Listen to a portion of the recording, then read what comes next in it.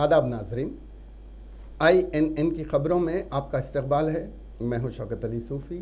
आइए नजर डालते हैं आज दिन भर की कुछ अहम खबरों पर। इशरत जहां एनकाउंटर मामले में CBI की खुसूसी अदालत ने एक अहम फैसला सुनाते हुए क्राइम ब्रांच के 3 मुलजिम पुलिस अफसरान तरुण बारूट, अंजू चौधरी और गिरीश सिंघल को तमाम इल्जामात से बरी कर दिया। तीनों पुलिस अफसरान को बरी करते हुए अदालत ने कहा कि इशरत जहां लश्कर तैयबा की दहशतगर्द थी। अदालत ने कहा कि खुफिया रिपोर्ट की तरदीद नहीं की जा सकती। यही वजह है कि तीनों पुलिस अफसरान को बरी किया जाता है। पुलिस अफसरान को बरी करते हुए अदालत ने कहा कि क्राइम ब्रांच के अफसरान गिरीश सिंघल, तरुण बारूट और अंजू चौधरी ने खुफिया महकमे से मिलने वाली इत्तलात की बुनियाद पर कार्रवाई की थी। उन अफसरान ने वैसा ही किया जैसा उन्हें करना चाहिए था।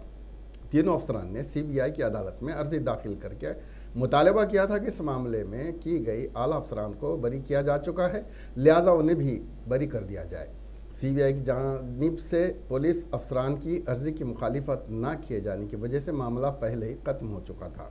इससे कबल 4 अफसरान को बरी करने के खिलाफ भी CBI ने अपील नहीं की थी। इसी बुनियाद पर तीनों पुलिस अफसरान ने खुद को इल्जामात से बरी किए जाने का मुतालबा किया था। ख्याल रहे कि इशरत जहां और इसके 3 माविनीन जावेद शेख, अमजद अली और जीशान जौहर को क्राइम ब्रांच ने जून 2004 में एक एनकाउंटर के दौरान हलाक कर दिया था। रियासत में जहां कोरोना केसेस में आए दिन इजाफा देखा जा रहा है, तो दूसरी जानिब सियासी कायदीन कोरोना वैक्सीन लेते हुए अवाम को ये तरगीब दे रहे हैं कि वो कोरोना वैक्सीन लेते हुए कोरोना बीमारी से महफूज रहें। इस सिलसिले में आज Telangana speaker assembly P. Srinivas Reddy और सदर नशीन तेलंगाना कानून साज काउंसिल G. सुखवेंदर रेड्डी ने कोरोना वैक्सीन लिया और speaker assembly P. Srinivas Reddy ने रियासत की आवाम से अपील की कि वो कोरोना से महफूज रहने के लिए बगैर किसी खौफ के कोरोना वैक्सीन लें और अपनी ज़िंदगी के तहफ़्फ़ुज़ के लिए मास्क के इस्तेमाल को ज़िंदगी का हिस्सा बना लें।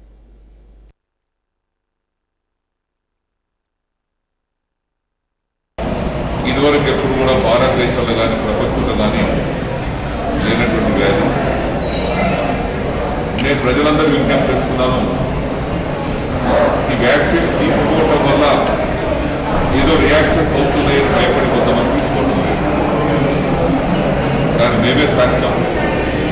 ఈ వయసులో కూడా వ్యాక్సిన్ 2వ డోస్ తీసుకున్నాం, హాయిగా ఉన్నాం, నో రియాక్షన్స్, ఏ ప్రాబ్లం లేదు మహిళలు.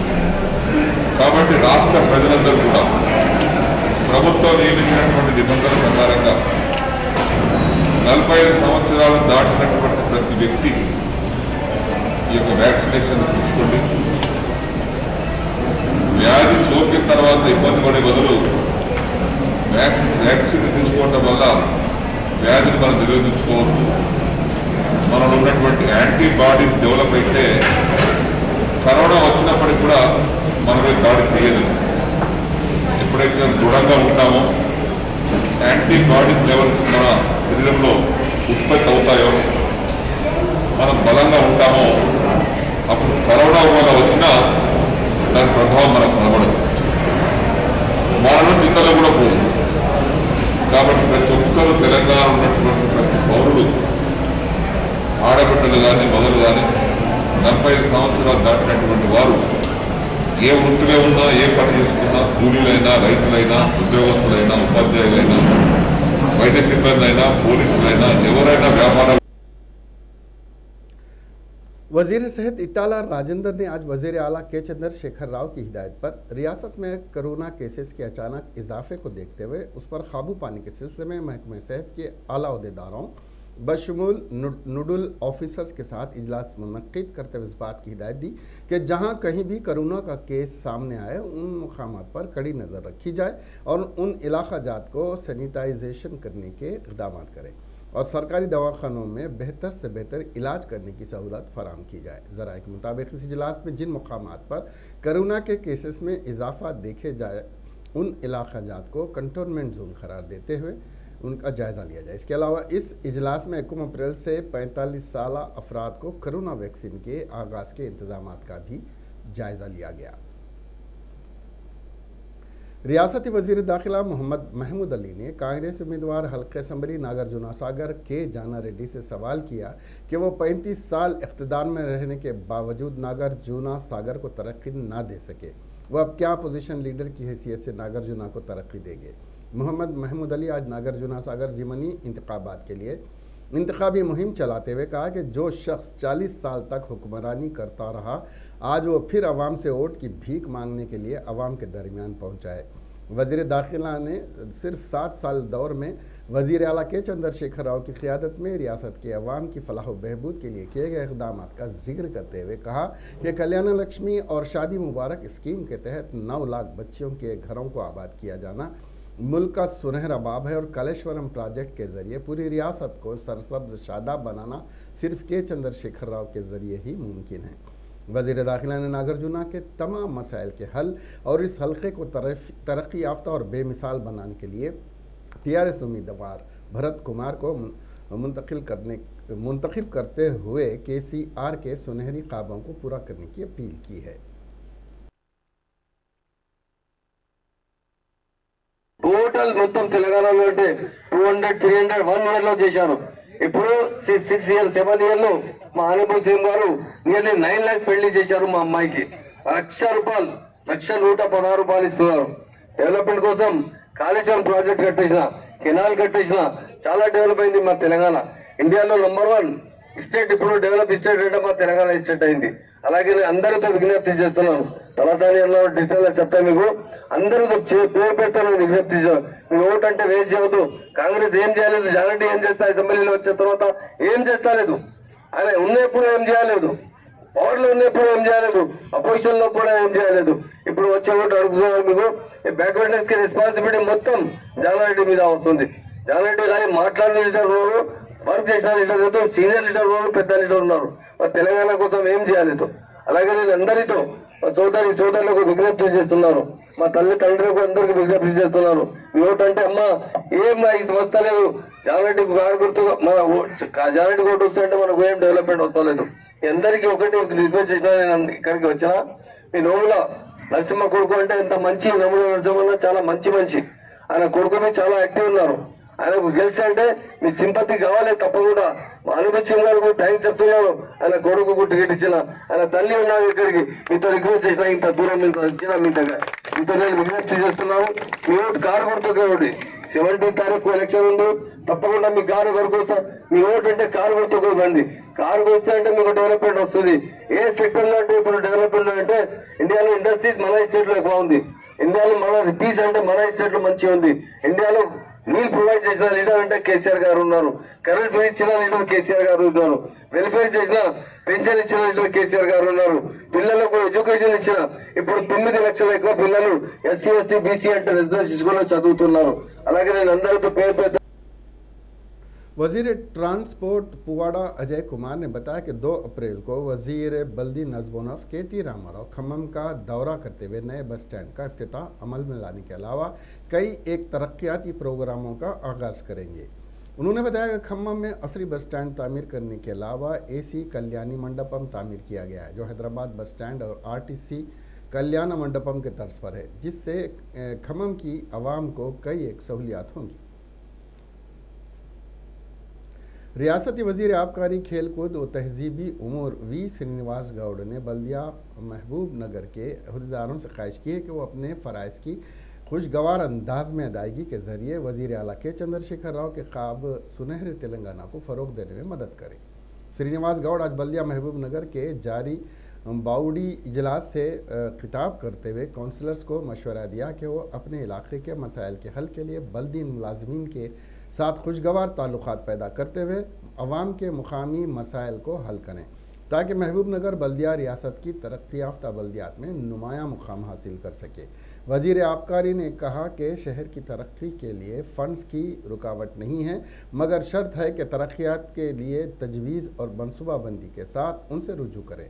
ज़रूरत पड़ने पर वो वज़ीर आला से मज़ीद खुसूसी फंड हासिल करते हुए शहर महबूब नगर को बुलंद मुकाम अदा करेंगे।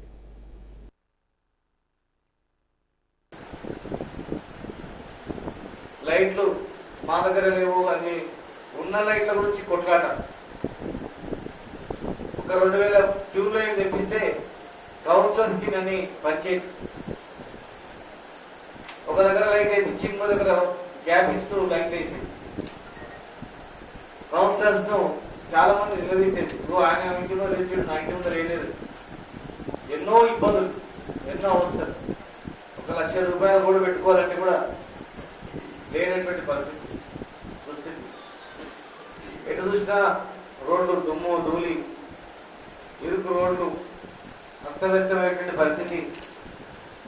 ఎవరైనా మహబూబ్ నగర్కి వచ్చి ఏదైనా ఒక పార్కు దగ్గరికి వెళ్దామంటే కూడా చిన్న పార్కులు లేనటువంటి పరిస్థితి.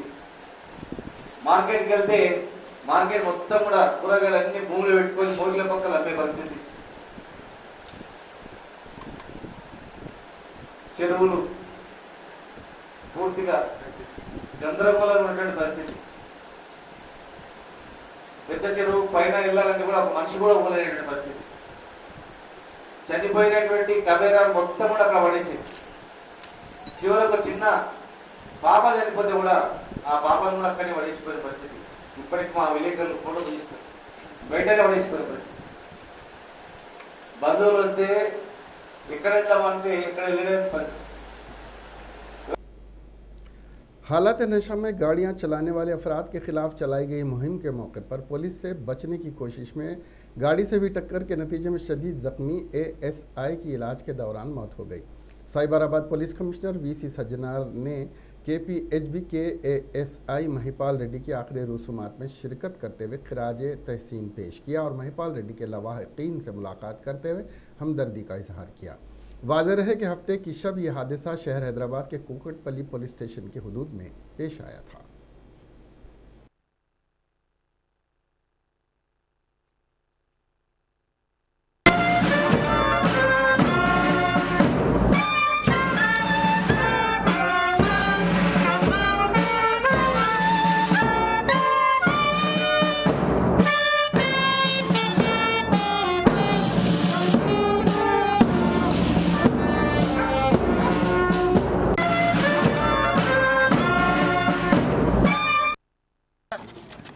రెండు ఫ్యామిలీలో విషాదం గురి అయింది. తర్వాత ఒక ఊబర్ క్యాబ్లో వచ్చిన వెహికల్ చాలా వేగంగా వచ్చి మన మైపాల్ రెడ్డి గారిని ఢీ కొట్టడం జరిగింది. సో ఇట్లా ఒక రోడ్డు ప్రమాదంలో 3 ఫ్యామిలీలో విషాదం నింపింది.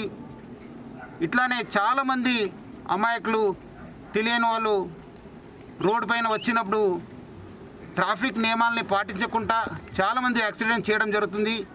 సో ముఖ్యంగా ప్రజలు అర్థం చేసుకోవాలి, ట్రాఫిక్ నియమాల్ని పాటించాలని చెప్పి కోరుతున్నాను. ముఖ్యంగా ఇంత బాధలో ఉన్న మైపాల్ రెడ్డి గారి ఫ్యామిలీ బంధువులు వాళ్ళు ముందు వచ్చి మైపాల్ రెడ్డి గారు ఒక ఆర్గన్స్ని దానం చేయడం జరిగింది.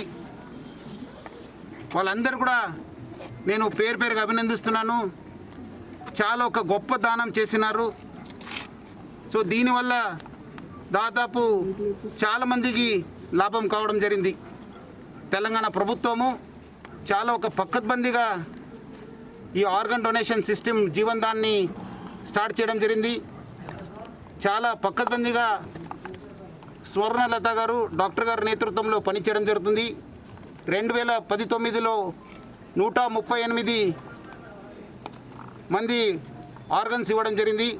దాదాపు 450 మంది महाराष्ट्र से ताल्लुक़ रखने वाले पांडुरंगा कराडे और उनकी बहन इंदुबाई जो कि मुंह के कैंसर में मुब्तला हैं, बंजारा हिल्स के बसवा तारकम अस्पताल में इलाज करवा रहे हैं। ताहम इलाज के लिए 5 दिन में एक बार अस्पताल आने की डॉक्टरों की हिदायत पर नांदेड़ से अस्पताल पहुंचना इनके लिए मुनासिब नहीं है और इनके पास सफ़र के लिए पैसा नहीं होने की वजह से अपनी बीमार बहन के साथ अस्पताल के करीब एक दरख्त के नीचे पनाह ले रहे हैं। इस बात की इत्तला मिलने पर मेयर गदवाल विजय लक्ष्मी ने फौरन बसवा तारकम अस्पताल पहुंचकर दोनों भाई बहन से मुलाकात करते हुए इनके मसाइल की समाअत की और अस्पताल के डायरेक्टर TS राव से उन्हें अस्पताल में मुफ्त इलाज और मुफ्त कमरा देने की हिदायत दी है।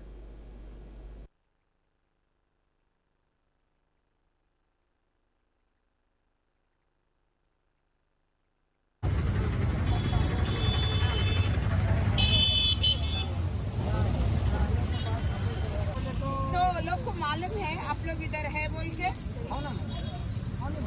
अगर उनको सब देने का IV और सब इंजेक्शन देने का है तो कौन आके दे रहे? नहीं यहाँ नहीं देते।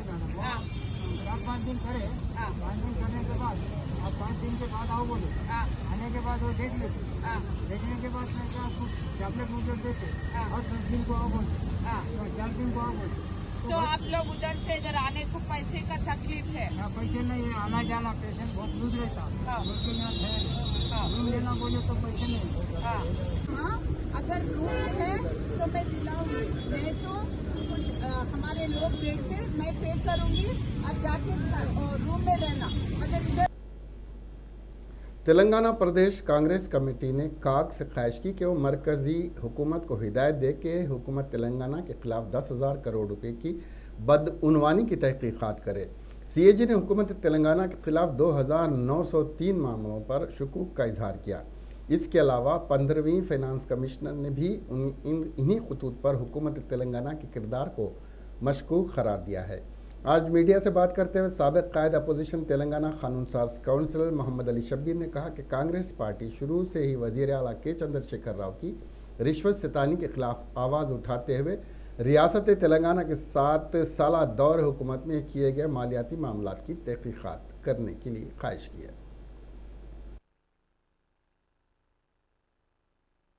तेलंगाना प्रदेश और तेलंगाना गवर्नमेंट का बजट 26 मार्च को हुआ। उसी बजट के आखिरी दिन कंप्यूटर ऑडिटर जनरल अंटे CAG, ये गवर्नमेंट ऑफ का बहुत बड़ा इदारा है जो गवर्नमेंट का फाइनेंस को देखने वाला, और ये डिपार्टमेंट ने खतरनाक रिपोर्ट पेश करके कहा कि हमने 2014 से हम मुसलसिल गवर्नमेंट ऑफ तेलंगाना को कह रहे हैं कि काफी डिपार्टमेंट में इरेगुलरिटीज हो रहे हैं, मिस ऑपरेशन हो रहा है, पैसे का गलत इस्तेमाल हो रहा है, लेकिन नहीं सुनी।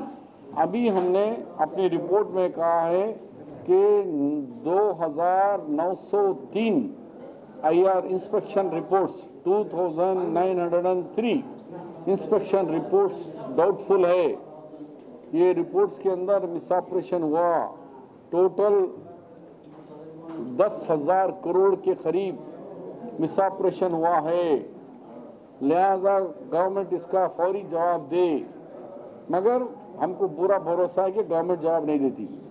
इसीलिए हम डिमांड कर रहे हैं कि CAG वालों को ये गवर्नमेंट ऑफ इंडिया को लिखकर ये स्टेट गवर्नमेंट तेलंगाना गवर्नमेंट के ऊपर इंक्वायरी का डिमांड कराइए, और वैसे ऑफिसरों को जो 10,000 करोड़ का मिस ऑपरेशन करे उनको जेल भिजाइए। और KCR साहब एज ए चीफ मिनिस्टर आपकी जिम्मेदारी है कि हमको मत दो रिपोर्ट, ये काक को तो दो। इन्होंने जो कंप्लेंट करा है उसका तो page to page, case by case, आप नहीं तो आपके मिनिस्टर्स तो जवाब दीजिए, नंबर 1।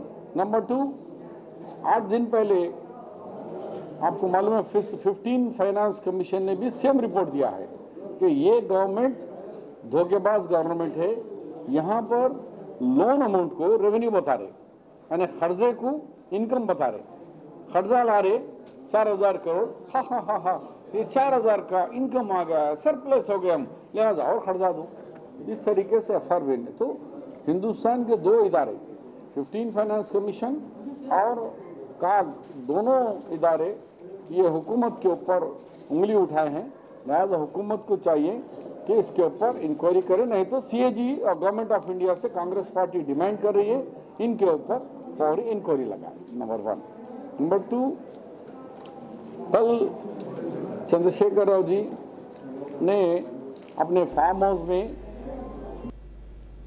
जिले जगत्याल के वेलगट्टूरी मंडल में DATB नहर से ज़रई आपाशी के लिए पानी छोड़ने का मुतालबा करते हुए भारतीय जनता पार्टी किसान मोर्चा लीडर्स ने ज़बरदस्त एहतजाज करते हुए रास्ता रोको मुनज़्ज़म किया, जिसके नतीजे में कई घंटों तक ट्रैफिक में खलल पड़ा।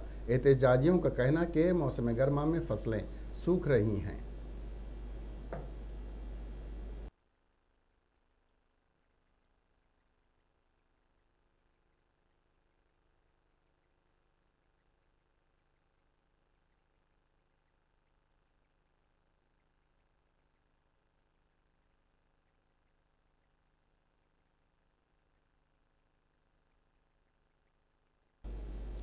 रियासत में नई सियासी जमात के क़याम के लिए मुतहरिक साबिक वजीर आला आंध्र प्रदेश YS राजशेखर रेड्डी की दफ्तर YS शर्मिला ने रियासती हुकूमत पर इल्ज़ाम लगाया कि वह अवाम की फलाह व बहबूद को नज़रअंदाज कर रही है। आज लोटस पाउंड में मेदक से ताल्लुक़ रखने वाले YSR के चाहने वालों के इजलास से खिताब करते हुए शर्मिला ने कहा कि रियासत तेलंगाना की तरक्की उनके आ जाने वाली YSR के जहन की इख्तरा है। YSR ने तेलंगाना से खुशहाली के खात्मे के लिए प्रणहिता चवेला प्रोजेक्ट का आगाज किया था।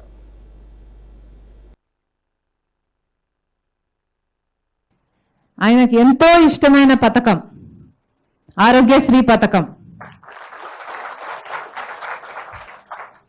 పేదవాడు కూడా గొప్పవాడిలాగా కార్పొరేట్ హాస్పిటల్కి వెళ్లి ఉచితంగానే వైద్యం చేయించుకోగలగాలి అన్న అద్భుతమైన పథకం ఆరోగ్యశ్రీ పథకం. ఆ పథకాన్ని YSR గారు రేపటితో 14 ఏళ్ల క్రితం ఏప్రిల్ 1వ తేదీన 2007లో ప్రారంభించారు. ఇందిరమ్మ ఇల్లు కూడా నారాయణఖేడ్ సమీపంలో YSR గారు ప్రారంభించినట్టు నాకు గుర్తు. అప్పటి వరకు నారాయణఖేడ్లో గంజాయి సాగు చేసుకుంటున్న వారికి ఆల్టర్నేట్ ఎంప్లాయ్మెంట్ కల్పించింది కూడా మన YSR గారు. అప్పటి ప్రధానమంత్రి మన్మోహన్ సింగ్ గారి చేతుల మీదుగా బడుగు బలహీన వర్గాల మందికి ఎంతో మందికి భూముల పత్రాలు కూడా అందజేశాడు మన YSR గారు. YSR గారు మెదక్ జిల్లాలో పాదయాత్ర చేస్తూ అక్కడ రైతుల కష్టాలను तेलंगाना में आइंदा 3 दिन के लिए चंद अजला में शदीद गर्मी और गर्म हवाएं चलने की पेश क़ियासी की गई है और आज़म तरीन दर्जे हरारत इम्कान है कि मामूल से 2 से 3 डिग्री ज़ायद रहे। महकमा मौसमियात ने यह बात बताई। आज़म तरीन दर्जे हरारत 42 डिग्री सेल्सियस ज़िले आदिलाबाद में दर्ज किया गया। हैदराबाद में आज़म तरीन और अक़ल तरीन दर्जे हरारत तकरीबन 40 और 25 डिग्री सेल्सियस दर्ज किया गया है। अजला आदिलाबाद, आसिफाबाद, मंचिर्याल, निर्मल, निज़ामाबाद, जगत्याल, राजन्न सिरसिल्ला, करीमनगर, पेद्दापल्ली, खम्मम, नलगुंडा, सूर्यापेट, महबूबाबाद, वरंगल रूरल, वरंगल अर्बन, जनगांव, महबूब नगर, नागर कर्नूल, वनपर्ती में शदीद गर्मी और गर्म हवाएं चलने का इम्कान है। शहर हैदराबाद के शमशाबाद एयरपोर्ट पर कस्टम्स के ओहदेदारों ने 5 अफराद के खिलाफ सोने की स्मगलिंग का मामला दर्ज कर लिया। ये अफराद दुबई से शहर पहुंचे थे। ये सोना मिक्सर, ग्राइंडर, मोटर्स और काटने के लिए इस्तेमाल होने वाले आलात में छुपाकर लाया गया था। एयरपोर्ट पर उनके लगेज की तलाशी के दौरान इस सोने का पता चला। इस 2.5 किलो सोने की मालियत 1,15,00,000 रुपए है, जिसको जब्त कर लिया गया है। मुसाफिरीन को हिरासत में लेकर उनसे पूछताछ की जा रही है। कोरोना वायरस की रोकथाम के लिए लाजमी मास्क न लगाने वालों के खिलाफ कार्रवाई का सिलसिला जारी है। तेलंगाना के जिले पेद्दापल्ली में पुलिस की जानिब से इस सिलसिले में सख्त इकदाम करते हुए मास्क न लगाने वालों पर फी कस 1,000 रुपये जुर्माना आयद किया जा रहा है। तेलंगाना के जिले जनगांव रामचंद्रपुरम में पेश आए वाक़े में जहरीली चाय पीने से अंजमा नामी खातून की मौत हो गई और उसके शौहर मालैया और एक शख्स की हालत तशवीशनाक बताई गई है, जिसको इलाज के लिए दवाखाने में शरीक करवाया गया है। बताया जा रहा है कि चाय बनाने के दौरान ये लोग अल्ड्रीन कैप्सूल का इस्तेमाल करते हुए चाय नोशी किए थे, जिसकी वजह से चाय में जहर में तब्दील हो गई थी। पुलिस ने इस सिलसिले में केस दर्ज करते हुए कार्रवाई का आगाज कर दिया। कुएं में छलांग लगाकर खुदकशी करने वाले शख्स की नाश को निकालने से 13 गांव और मुकामी अफराद के इनकार के बाद पुलिस सब इंस्पेक्टर ने खुद कुएं से नाश निकाली। यह वाक़या तेलंगाना के ज़िले विकाराबाद में पेश आया। तफसीलात के मुताबिक ज़िले के कोतलापुर गांव में मुकामी अफराद ने कुएं में एक शख्स की लाश को देखा और इस सिलसिले में फौरी तौर पर पुलिस को चौकस किया। इस इत्तला के साथ ही सब इंस्पेक्टर यदुकोंडाला और उनकी टीम के अरकान पहुंच गए, जहां उन्होंने पूछा कि आया गांव से ताल्लुक़ रखने वाले कोई शख्स इसकी लाश को निकाल सकेगा। ताहम कोई भी यहां तक के तैराक भी इसकी लाश को निकालने के लिए आगे नहीं आए। जिसके बाद खुद सब इंस्पेक्टर ने रस्सी की मदद से कुएं में उतरकर नाश को बाहर निकाला।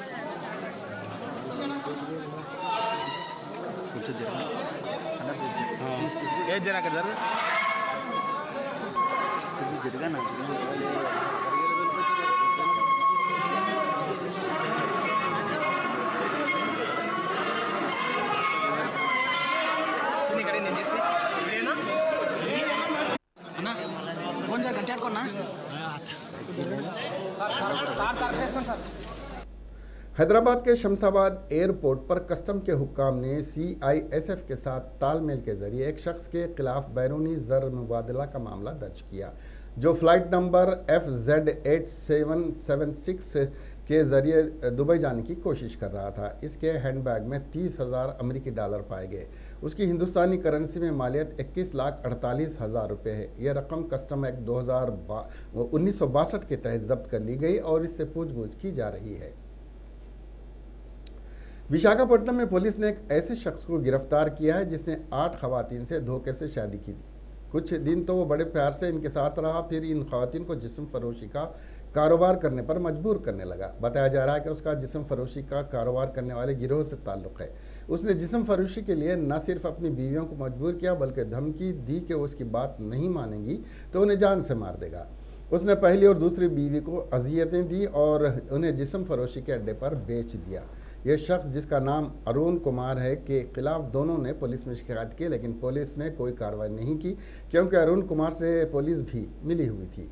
इन दोनों ने खवातीन तंजीमों के जरिए कमिश्नर पुलिस मनीष कुमार से शिकायत की। कमिश्नर ने अरुण कुमार के खिलाफ कार्रवाई करने का हुक्म दिया। DGP गौतम स्वांग ने कमिश्नर को हुक्म दिया कि अरुण कुमार पर सख्त कार्रवाई की हिदायत दी। साथ ही अरुण कुमार के खिलाफ कार्रवाई न करने वाले पुलिस ओहदेदारों के खिलाफ कार्रवाई भी करने के लिए पुलिस ओहदेदारों को उन्होंने हिदायत दी। रियासत तेलंगाना के जिले भद्रादरी कोत्तागुडम में शादी की बारातियों को ले जाने वाला ट्रैक्टर उलट गया। इस हादसे में 33 बाराती जख्मी हो गए। यह हादसा गुंडाला मंडल के मामा कदनू के पास पेश आया। 3 जख्मियों की हालत नाजुक बताई जा रही है। उन्हें एलएनदू के अस्पताल मुंतकिल कर दिया गया है। मालूम हुआ कि मुझे कन्नाई गुडम के रामैया के बेटे की महेश की शादी नरसापुर से ताल्लुक़ रखने वाली अनुषा से तय पाई थी। दूल्हे के रिश्तेदार दूल्हा के घर से वापस हो रहे थे कि उनकी गाड़ी उलट गई।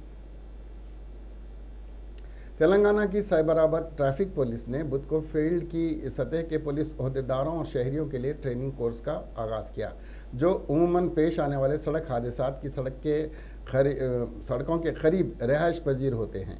एक प्रेस रिलीज में कहा गया है कि साइबराबाद में हर साल सैकड़ों सड़क हादसे पेश आते हैं। इसीलिए ज़रूरी है कि हादसा पेश आते ही वहां पहुंचने वाले पहले अफराद को बुनियादी तिब्बी इमदाद की महारत से वाकिफ करवाया जाए, ताकि वो हादसे के फौरी बाद वाले वक्त में मुनासिब तिब्बी इमदाद जख्मियों को पहुंचा सके। तेलंगाना में कोविड-19 के 684 नए मामला दर्ज किए गए हैं, जिसके बाद रियासत में मामलात की तादाद बढ़कर 3,07,889 हो गई है। रियासत में बहैसियत मजमूई अमवात की तादाद बढ़कर 1,697 हो गई है, क्योंकि गुज़िश्ता 24 घंटों के दौरान मजीद 3 अमवात हुई हैं।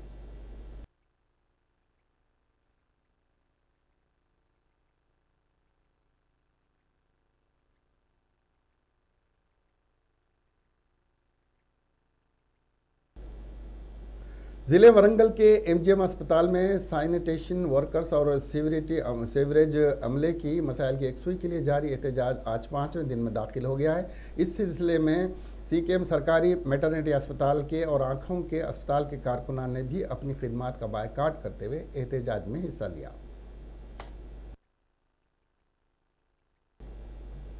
इसके साथ ही ये खबरें यहीं खत्म हुई। अब हमें दीजिए इजाजत और देखते रहिए INN चैनल। खुदा हाफिज।